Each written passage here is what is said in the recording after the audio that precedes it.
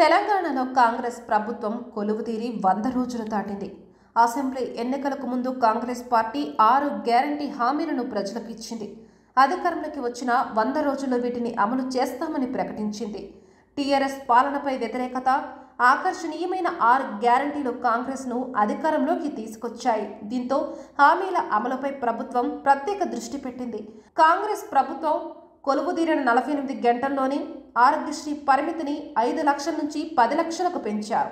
RTC బస్సులు, మహిళలకు ఉచిత ప్రయాణ సౌకర్యం కల్పించారు.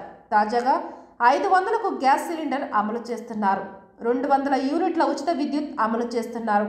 ఇటీవల ఇందిరమ్మ ఇళ్ల పథకానికి కూడా శ్రీకారం చుట్టింది రేవంత్ సర్కార్. ఇక తెలంగాణలో అమలు కాని గ్యారంటీ హామీలు పరిశీలిస్తే రైతుల రుణమాఫీ పూర్తి కాలేదు.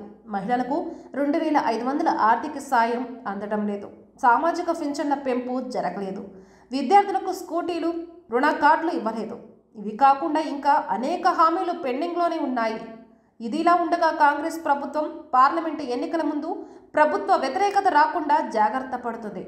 ప్రజాకర్షకమైన ఆర్టీసీ ఉచిత ప్రయాణం 500, కేజీ సిలిండర్, 200 యూనిట్ల ఉచిత విద్యుత్ హామీని అమలు చేస్తుంది. దీంతో ప్రజల్లో పెద్దగా ప్రభుత్వంపై వ్యతిరేకత కనిపించడం లేదు.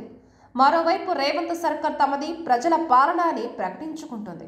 అందులో భాగంగానే ప్రగతి భవన్ను ప్రజా భవన్గా మార్చామని, సెక్రటరియట్లోకి సామాన్యులను అనుమతిస్తున్నామని, ప్రజలకు అవసరమైన అనేక సంక్షేమ కార్యక్రమాలు అమలు చేస్తున్నామని చెబుతుంది. 30,000 ఉద్యోగాలు 100 రోజుల్లో భర్తీ చేస్తామని పేర్కొంటుంది. వచ్చే వానాకాలం నుంచి రైతులకు పెట్టుబడి సాయం 15,000 అందించేందుకు సిద్ధంగా ఉన్నట్టు తెలిపింది. పంట రుణమాఫీకి కూడా చర్యలు తీసుకుంటున్నామని వెల్లడించింది. మొత్తంగా రేవంత్ సర్కార్ చేస్తున్న పనులకు తెలంగాణలో ఇప్పటివరకు మంచి మార్కులు పడ్డాయి అని చెప్పాలి. వీటి ప్రభావం వచ్చే లోక్సభ ఎన్నికల్లో ఎలా ఉంటుందో చూడాలి.